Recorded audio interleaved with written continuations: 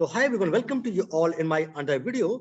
And today video is very important for you if you want to migrate to UAE, especially if you are a lab technician or a lab technologist. So what is the difference in these two terms? We will see later.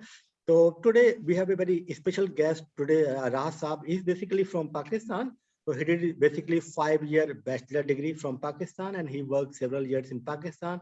Then after that, he moved to UAE. So last 4 years, he is working as a lab technologist in UAE. And he also helped, for many people to migrate to UAE, in helping like passing the exam and in jobs also. So basically हमने अभी जैसे कि आप जो जानते हैं कि academically मैंने चालू किया है, तो एकेडमिकली के ऊपर हमने सारे कोर्स डाले हुए हैं। तो एक बहुत ही स्पेशल कोर्स हमने डाला है, एक शॉर्ट क्रैश कोर्स है 1 से लेकर 2 वीक के लिए। अगर आप लैब टेक्नीशियन है, लैब टेक्नोलॉजिस्ट हैं और आप जो है यूएई में माइग्रेशन करना चाहते हैं, तो इसका हम पूरा प्रोसेस हम ही करके देंगे। आपको कुछ भी नहीं करना है, आपको सिर्फ अपने डॉक्यूमेंट प्रोवाइड करने हैं। तो जो बेसिकली जैसे कि हम ऑस्ट्रिया को माइग्रेशन करते हैं, तो उसको यहाँ पर हम बोलते हैं इसकी असेसमेंट करानी पड़ती है। तो ऐसा ही अगर हम यूएई के लिए जब हम करते हैं, तो उसके लिए भी जो है यहाँ पर जो उसको बोलते हैं कि जो है डेटा फ्लो करना पड़ता है ना। डेटा फ्लो के बाद फिर आप जो है एग्जाम में बैठते हैं, और एग्जाम जो है ये ऑनलाइन होता है। आप अपनी कंट्री के अंदर बैठ सकते हैं ना। तो बहुत सारे सेंटर्स इंडिया के अंदर, पाकिस्तान के अंदर है ना। तो हम सारी की सारी सैलरीज कितनी मिलती है, एग्जाम क्या है, टफ है, कितने क्वेश्चन पूछता है, सेंटर कहाँ है, कितनी फीस होती है, तो सारी की सारी चीजें आज हम जो है राहत साहब से पूछेंगे। तो वेलकम राहत, thank you for giving your time. Thank you so much sir. आपने काफी रिक्वेस्ट की है और हमारी मुलाकात हो सकी आपकी यूट्यूब चैनल की बदौलत, और मुझे खुशी हुई है। और मैंने आपकी काफी सारी वीडियोस देखी है, जितनी आप इंफॉर्मेशन जितनी भी न्यू कस्टमर है उनको दे रहे हो, जिस तरह आप गाइड कर रहे हो, और मुझे बहुत खुशी हुई आपसे मिलके। Nice to meet you sir. बिल्कुल, आज हम काफी सारे टॉपिक्स पे बात करेंगे, जिस तरह आपने अच्छे से एक्सप्लेन किया है कि न्यू कस्टमर अगर वो यूई माइग्रेट होना चाहते हैं अपने प्रोफेशन में, अपनी मेडिकल फील्ड में, तो वो किस तरह आ सकते हैं। तो उसकी प्रॉपरली हम गाइडेंस देंगे और प्रॉपरली उनको गाइड करेंगे कि किस तरह 1 बाय 1 स्टेप बाय स्टेप हर चीज बताएंगे। तो आप मुझसे पूछ सकते हैं हर चीज। ठीक है, तो अभी शुरू करते हैं। लंबा वीडियो नहीं होगा, मगर आपको ऐसी जानकारी आपको कहीं नहीं मिलेगी जो राहत साहब देंगे ना। वैसे तो हमने बहुत सारी वीडियोस किए हैं, बहुत सारे मैंने इंटरव्यूज भी किए हैं, पर राहत साहब बेसिकली उनमें से कुछ जो इंटरव्यूज हमने पहले किए थे, उनके भी बॉस हैं बेसिकली। उन लोगों ने, इन्होंने ही उनको यहाँ बुलाया था, तो हमने पिछले वीडियो में ये बात नहीं बताई थी। तो राहत साहब ये बताइए कि जो लैब टेक्नीशियन है या लैब टेक्नोलॉजिस्ट में अंतर क्या है और उनकी क्वालिफिकेशन क्या होती है? सर, लैब टेक्नीशियन जो है सर, वो बेसिकली डिप्लोमा होल्डर होता है। लैब टेक्नीशियन जो 2 ईयर डिप्लोमा जिनके पास होता है, वो उसको लैब टेक्नीशियन हम कहते हैं। डिप्लोमा होल्डर जो होता है 2 ईयर।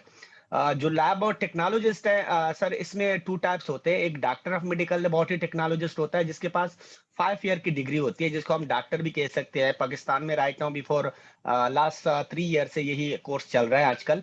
और दूसरा जो होता है सर, वो बैचलर ऑफ डिग्री होती है, जिसके पास इंडिया में मोस्टली 3 ईयर की डिग्री होती है बैचलर की आफ्टर 12th। तो उसको भी हम बैचलर डिग्री कह सकते हैं। मोस्टली जो है ना 4 ईयर की डिग्री जिनके पास होती है मेडिकल लेबोरेटरी टेक्नोलॉजी में, तो उसको हम लेबोरेटरी टेक्नोलॉजिस्ट कह सकते हैं। तो ये डिफरेंस होता है। बैचलर होल्डर जो होता है सर, जिसके पास बैचलर की डिग्री होती है, वो लैब टेक्नोलॉजिस्ट होता है। जिसके पास डिप्लोमा होता है, वो है लैब टेक्नीशियन सर। तो देखो, ये आपको समझ में आ गया होगा कि जिसने डिप्लोमा किया है तो वो लैब टेक्नीशियन के लिए एलिजिबल है, और जिसने डिग्री किया है, जैसे कि इंडिया में 3 साल की या 4 साल की डिग्री होती है, जैसे ही पाकिस्तान में 5 साल की डिग्री हो रही है आजकल, है ना। तो ये दोनों ही लोग टेक्नोलॉजिस्ट पे जाएंगे, लैब टेक्नोलॉजिस्ट पे। इन दोनों के लिए बेसिकली रिक्वायरमेंट ये है कि 2 साल का एक्सपीरियंस होना जरूरी है। वो जब आपने कंप्लीट करी है अपनी डिग्री या डिप्लोमा, उसके बाद से आपको 2 साल का एक्सपीरियंस होना चाहिए, तभी आपको जो है आप एलिजिबल हैं यूएई के लिए।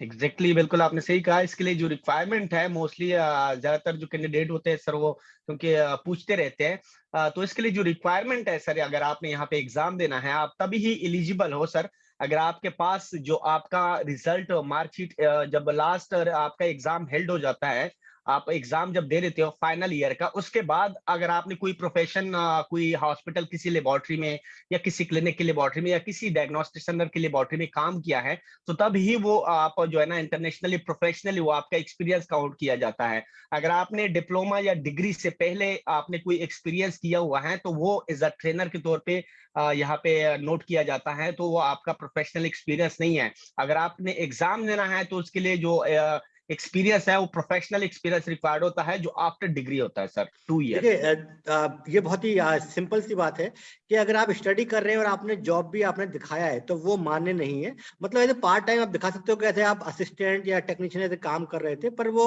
एक्सपीरियंस आपका तभी से काउंट होगा जब आपकी डिग्री कंप्लीट हो जाएगी। जब आप कंप्लीट हो जाएगी तभी आप बोलेंगे कि आप भाई लैब टेक्नीशियन में हूँ। ये तो बहुत ही सिंपल सी बात है। कोई भी जो मेडिकल प्रोफेशन है, मेडिकल डॉक्टर है, फार्मासिस्ट है, नर्स है, लैब टेक्नीशियन है, कंप्लीशन के बाद ही आपको रजिस्ट्रेशन मिलेगा, तभी तो आप प्रैक्टिस कर सकते हो। उससे पहले प्रैक्टिस आप नहीं कर सकते हो ना। तो अब चलिए इसमें रास्ते ये बताइए कौन कौन से डॉक्यूमेंट चाहिए होंगे इनके डेटा फ्लो के लिए, जब ये फर्स्ट जो स्टेप है डेटा फ्लो करने के लिए। सर डेटा फ्लो के लिए सबसे पहले हम क्या करते हैं सर, हम क्या करते हैं, अगर आपने कोई एग्जाम के लिए अप्लाई करना है, डीएचए के लिए या एमओएच मिनिस्ट्री ऑफ हेल्थ के लिए या हाथ के लिए जो अबू धाबी के लिए हम करते हैं, ये 3, और एक और लाइसेंस है डीएचसीसी जो दुबई हेल्थ केयर सिटी है। यहाँ पे 4 लाइसेंस टोटल यूज होते हैं सर। एक डीएचए, एक एमओएच, एक आपका हार्ड, और एक डीएचसीसी जो दुबई हेल्थ केयर सिटी के लिए यूज होता है। एक छोटी सी सिटी बनाई हुई है हेल्थ केयर, वहां के अंदर आप यूज कर सकते हो। तो इसके लिए सबसे पहले क्या होता है, जो आपके डॉक्यूमेंट्स रिक्वायर्ड होते हैं सर, सबसे पहले आपका पासपोर्ट रिक्वायर्ड होता है। उसके बाद आपकी एक पिक्चर चाहिए होती है, फोटो पासपोर्ट साइज। उसके बाद जो आपकी मैट्रिक जो है 10th क्लास की जो मार्कशीट है सर, ओनली मार्कशीट, जो रिजल्ट कार्ड होता है वो आपके रिक्वायर्ड होते हैं। उसके बाद जो ट्वेल्थ का जो मार्कशीट होता है, फाइनल ईयर का रिजल्ट कार्ड, वो रिक्वायर्ड होता है। उसके बाद आपकी जो बैचलर डिग्री है या डिप्लोमा होल्डर हो, तो डिप्लोमा की जो डिप्लोमा है वो रिक्वायर्ड है। और डिप्लोमे की जो मार्कशीट है सर, उसके बाद वो आपकी रिक्वायर्ड होती है। उसके बाद आपका जो एक्सपीरियंस है, एक्सपीरियंस लेटर है, एम्प्लॉयमेंट लेटर आप उसको कह सकते हो, वो रिक्वायर्ड होता है। उसके बाद सर एक चीज होती है, रजिस्ट्रेशन सर्टिफिकेट। जितने भी इंडिया या पाकिस्तान के अंदर जितने भी कैंडिडेट हैं, उनके एलाइड हेल्थ कौंसल बने होते हैं। तो अपने स्टेट के अंदर, इंडिया में काफी सारे स्टेट है, तो अपने स्टेट के अंदर आपका एलाइड हेल्थ कौंसल अगर आप सेस करते हो, तो वहां से आप रजिस्टर्ड होने चाहिए। तो एक रजिस्ट्रेशन सर्टिफिकेट है, वहां से आपको मिलता है, वो आपने लेना है। और उसके बाद आपका गुड स्टैंडिंग सर्टिफिकेट है सर, वो भी आपको सेम उसी जगह से मिलता है। ये 2 चीजें, रजिस्ट्रेशन सर्टिफिकेट, काफी सारे जो कैंडिडेट होते हैं वो कंफ्यूज होते हैं सर कि रजिस्ट्रेशन हमने कहाँ से लेना है, सर्टिफिकेट साथ में गुड स्टैंडिंग कहाँ से लेना है। तो ये दोनों आपको आपके एलाइड हेल्थ काउंसिल से मिलते हैं। इंडिया में एक है medical laboratory association, India medical laboratory association है, वहां से भी प्राइवेट एक इदारा है, वहां से भी आपको मिल सकती है। कुछ पेमेंट आपने 12,000 INR करनी होती है इंडियन रुपीज में, तो आपको दोनों दे देते हैं। तो ये सारी तो ये डॉक्यूमेंट्स अगर देखिए आप प्रोवाइड कर बहुत लेते ही हो। सिंपल सी इन्होंने बताई है कि जितनी मार्कशीट है 10th की 12th की चाहिए, और आपका जो डिप्लोमा या डिग्री है वो चाहिए। उसके अलावा बहुत ही इंपॉर्टेंट ये है कि आपका जो रजिस्ट्रेशन है स्टेट फार्मेसी में, जिससे आप फार्मेसी तो जो करते हैं, ऐसे ही क्या है लैब टेक्नोलॉजिस्ट में भी हर एक स्टेट का एक पैरामेडिकल काउंसिल होती है। जैसे कि मैं यूपी का हूँ, उत्तर प्रदेश है ना, तो उत्तर प्रदेश में पैरामेडिकल काउंसिल है ना। मगर आपके बहुत सारे लोग ये कमेंट करते हैं मेरे पिछली वाली वीडियोस पे कि हमारे यहाँ पर है नहीं कोई, हमारे यहाँ ऐसी काउंसलिंग। तो अभी यहाँ पे कुछ प्राइवेट काउंसिल्स हैं, जैसे कि कोलकाता में है, एक दिल्ली में है, बिल्कुल। तो आप वहां पर भी कर सकते हैं। तो आपको रजिस्ट्रेशन करना मस्ट है किसी भी स्टेट के अंदर, इंडिया के अंदर। और वहां से बिल्कुल आपको एक लेटर हो लेना है, गुड स्टैंडिंग सर्टिफिकेट। मतलब आपका वो एक तरह से बोल सकते हैं इतना कि करेक्ट सर्टिफिकेट, जब से आपने रजिस्ट्रेशन किया है, जी। आप बिल्कुल। प्रैक्टिस कर रहे हो उसका, तो वो बोलेंगे कि आपके कोई भी मिसकंडक्ट नहीं किया है अपने अपने प्रोफेशन के अंदर, आपका everything is exactly. Fine, you know. तो ये बहुत ही या आप 2 चीजें आपको वहां से लेनी है, बाकी सारे डॉक्यूमेंट चाहिए, इतनी ही चीजें आपको चाहिए होगी। तो चलिए ऐसा ये तरीके कि हम अभी बात कर रहे हैं डीएचए पास करने की। तो डीएचए की फीस कितनी होती है गवर्नमेंट की, बेसिकली जो इसके लिए पे करनी होगी बच्चों के लिए। हम बात कर रहे हैं इसकी जो है जो इसका असेसमेंट, बेसिकली जो डाटा फ्लो जो है। सर डेटा फ्लो के लिए अगर आप देखते हो सर, सबसे पहले रजिस्ट्रेशन प्रोसेस होता है। आप हम एक अकाउंट क्रिएट करते हैं।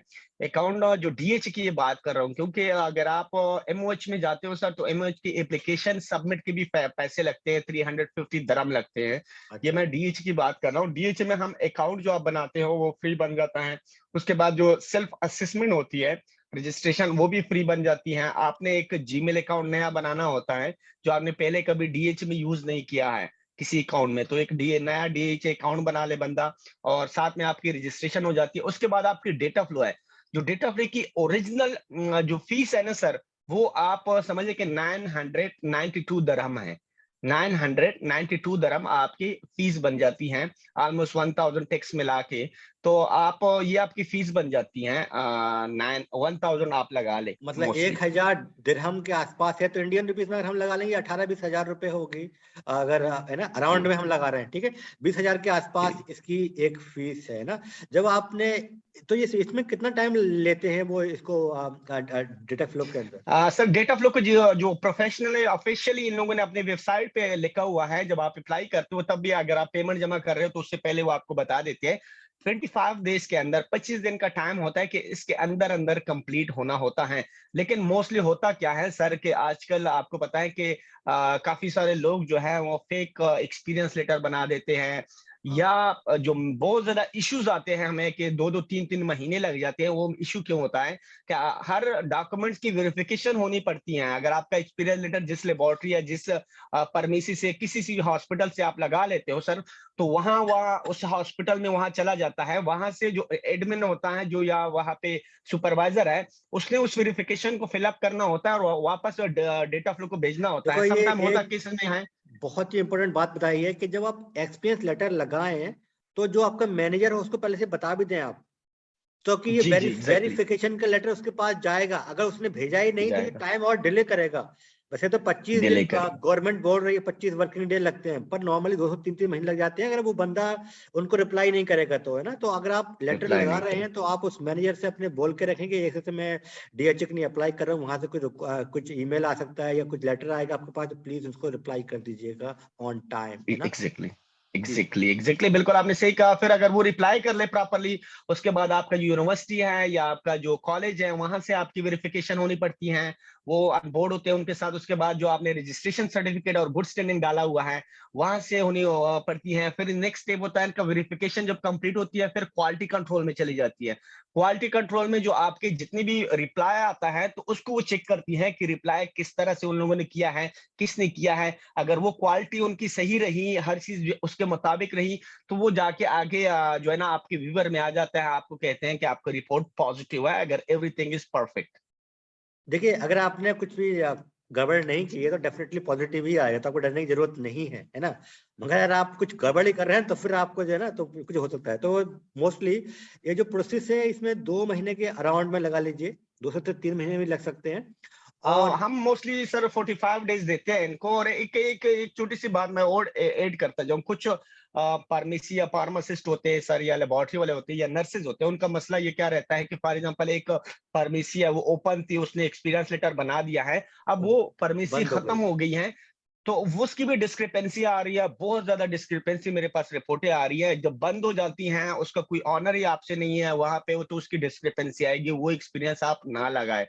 अगर वो लगाओगे तो आप फंस जाओगे। अगर वो उसके साथ फिर भी राब्ता है, वो क्लिनिक अभी तक उसके ऑनर के साथ आपका राब्ता है, तो वो एक लेटर हेड पे लिख दे कि जनाब ये फार्मेसी इस टाइम तक थी, ओपन थी और इस टाइम क्लोज हो गई है, ये हमारे इश्यूज थे, और वहां पे स्टैंप लगा दे और अपनी साइन कर दे, फिर आपका एक्यूरेट आ सकता है। लेकिन अगर उसका कोई नामो निशानी नहीं है, ना उसके साथ आपका राब्ता है, ना आपको लेटर बना सकते हैं, तो आपकी डिस्क्रिपेंसी मस्ट कवर आपकी आएगी। अगर एक दफा डिस्क्रिपेंसी सर आ जाती है आपके रिपोर्ट तक, तो आप 2 साल तक आप कोई एग्जाम कुछ भी नहीं दे सकते। अगर आप देखिए, दे भी ये दो उसके बाद आपको एलिजिबिलिटी लेटर नहीं मिल सकता जब तक आपकी डिस्क्रिपेंसी रहती है। ये बहुत ही इंपॉर्टेंट बात बताई इन्होंने कि अगर आप पहले कहीं काम कर रहे थे एज ए लैब टेक्नीशियन, और अभी वो जो है लेबोरेटरी थी या हॉस्पिटल था या क्लिनिक थी वो बंद हो गई है ना, तो अगर ये अब डीएचओ का अप्लाई करो, डीएचओ तो वहां पर भेजेगा भैया वेरिफिकेशन के लिए, अब वो ऑलरेडी बंद हो गई, वेरिफिकेशन होगी नहीं उसकी, तो ये डिले हो जाएगा। तो आप ऐसा ही एक्सपीरियंस दिखाएं जो ऑलरेडी अवेलेबल हो, या फिर उससे एक लेटर भी ले सकते हैं, जैसे कि इन्होंने बताया कि जो है वो लेटर ले लिया जाए। तो चलिए, ये तो हो गया। अब इसके बाद फिर एग्जाम देना पड़ता है, तो एग्जाम का ये कहाँ सेंटर होता है इसका? सर एग्जाम पूरी इंडिया में इनके 8 सेंटर है पूरी इंडिया में, और पाकिस्तान में इनके 3 सेंटर है, नेपाल में 2 सेंटर है। और सारे बांग्लादेश के अंदर भी ये ढाका के अंदर एक सेंटर है, तो इनके प्रोमेट्रिक सेंटर बने होते हैं सर। और आपने डिपेंड करना होता है, फॉर एग्जांपल आप एग्जाम बुक करना चाह रहे हो, तो आपने ऑनलाइन हमें एग्जाम बुक करते हैं, उस पे आपको सेंटर का नाम दिया जाता है। आप दिल्ली में, यूपी में देना चाह रहे हो, दिल्ली में गुड़गांव का एक है, इस तरह और भी काफी सारे 8 है टोटल। तो वहां पे आपने सिलेक्ट करना होती है, वहां जगह डेट सिलेक्ट करनी होती है कि कौन सी डेट को आप दे सकते हो, और टाइम भी सिलेक्ट करना होता है कि आप मॉर्निंग में अवेलेबल हो, आफ्टरनून में अवेलेबल हो। आपने खुद से अपनी सारी चीजें करनी है आपकी मर्जी के मुताबिक। तो दोस्तों जैसे कि हमने बताया कि हम जो है बेसिकली पूरा काम करते हैं, आपका डेटा फ्लो हम करवाएंगे और एग्जाम का हम मटेरियल भी आपको देंगे। तो एग्जाम का जो मटेरियल देंगे, आप जब पास कर या तो उसके बाद ही आपको फुल फी जो है पे करनी, मतलब गारंटेड है कि आप डेफिनेटली पास करेंगे, है ना। तो आप हमारी वेबसाइट पर जाकर इसको कोर्स को बाय कीजिए और डेफिनेटली आपका एक अच्छा फ्यूचर है यूएई के अंदर।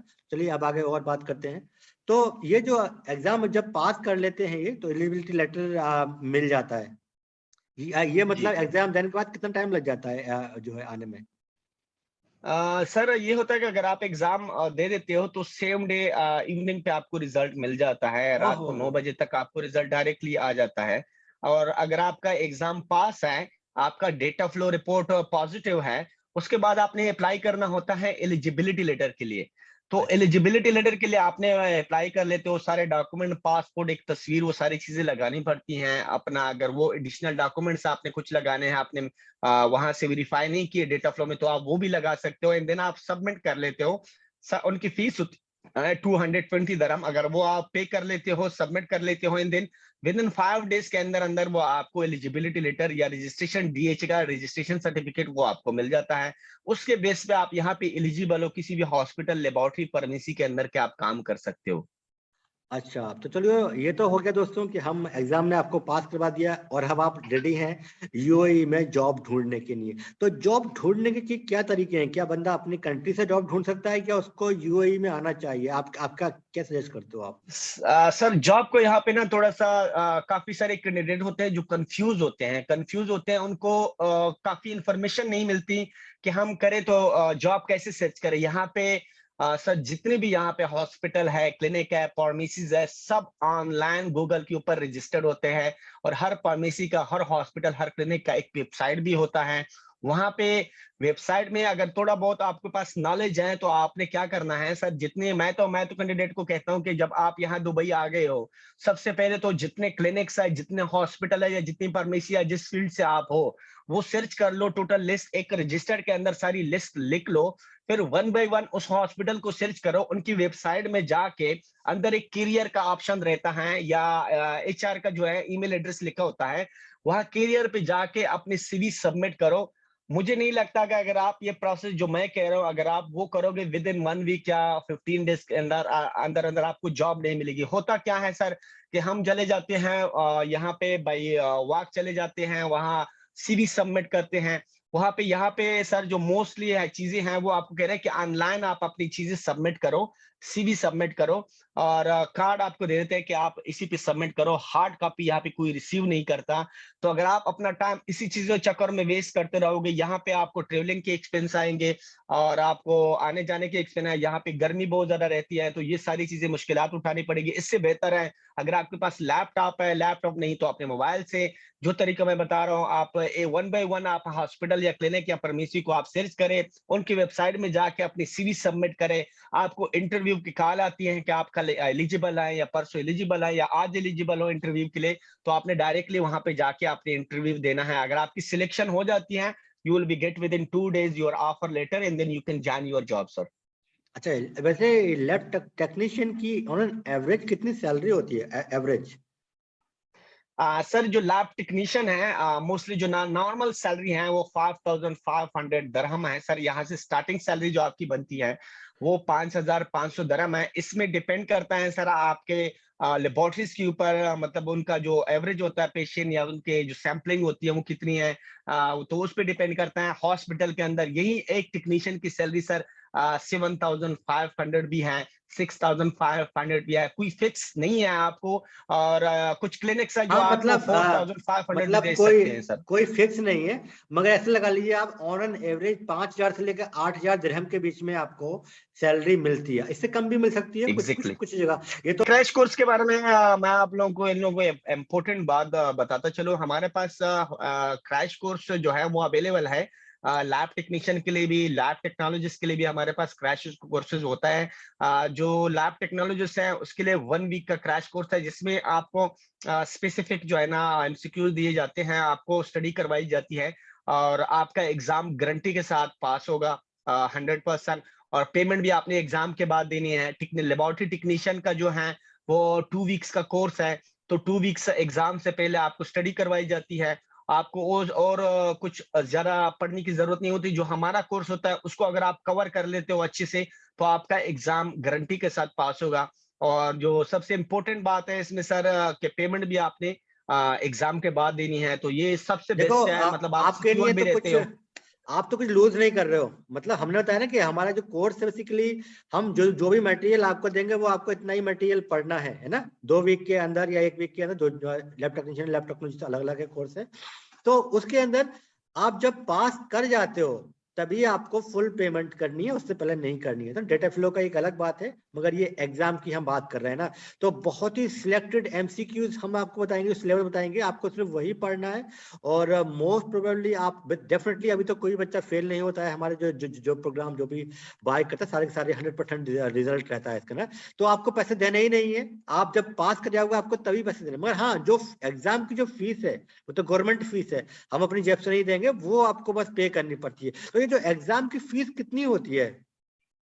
सर इसमें ये है कि सारा ये बहुत हेडेक का प्रोसेस भी है। हेडेक कैसे, अगर आपको पता नहीं है खुद से आप सारा रजिस्ट्रेशन, अगर आपको एक सर्विस हम दे रहे हैं पूरा, मतलब उसमें रजिस्ट्रेशन हम तो बेसिकली प्रोसेस, आपको डेटा फ्लो शुरू वेरिफिकेशन। से लेके एंड तक पूरा का पूरा आपको दे रहे हैं।